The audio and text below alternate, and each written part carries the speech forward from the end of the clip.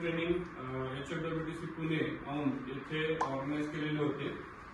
त्याबद्दल मी सर्वप्रथमतः PCI foundation आणि केंद्र शासन दोघांचेही आम्हा सर्व टेक्निशियन्सच्या तर्फे आभार व्यक्त करतो.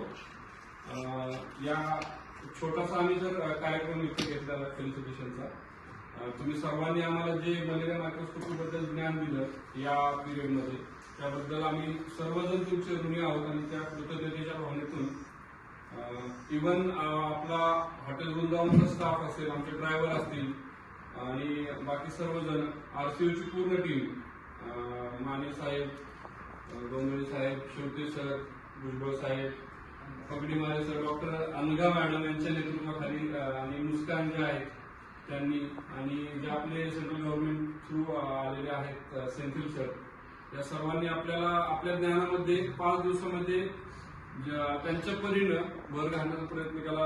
आपल्यापैकी बरेचसे जण त्या कसोटीला खरे उतरलो आहोत.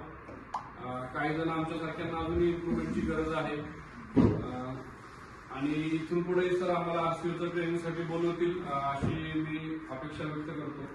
आणि सर, माननीय पंतप्रधान नरेंद्रजी मोदी, आपले आरोग्यमंत्री केंद्र शासनाचे नड्डा साहेब, प्रतापराव जाधव साहेब आणि माननीय सहसंचालक मॅडम डॉक्टर कमलापूरकर यांच्या मार्गदर्शनाखाली आम्ही इथं सर्वजण फील्डवरती काम करतो.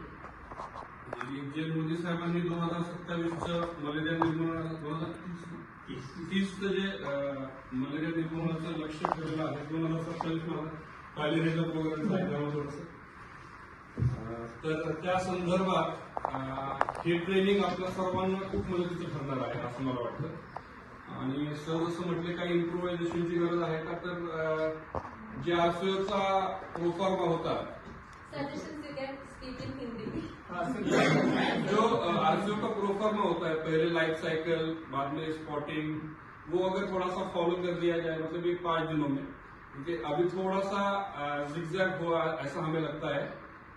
तो पहले दिन से ही हमको मतलब डायरेक्टली स्पॉटिंग, और उससे पहले अगर आप लोग ये कर सकते हैं लाइफ साइकिल एंड स्पॉटिंग, तो अच्छा हो सकता है. मतलब कि हम भी थोड़ा सा समझ लें, और उसके बाद और प्रोफाइलैक्सिस, इवन जो लाइफ साइकिल है वो भी अगर पहले दिन में हो जाता है तो अच्छा रहेगा. अजून काय कोणाचे सजेशन्स असतील तुम्ही सांगा. सगळ्यात महत्वाची गोष्ट मातृभाषेतच व्हावं.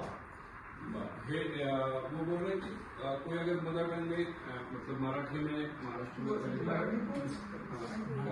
बोलू शकता, पण काय आमच्या हिंदी काय थोडासा विषय काय आहे, संघर्षाचा कार्यक्रम असल्यामुळे थोडंसं आपल्याला बेस आपलं मराठीच आहे.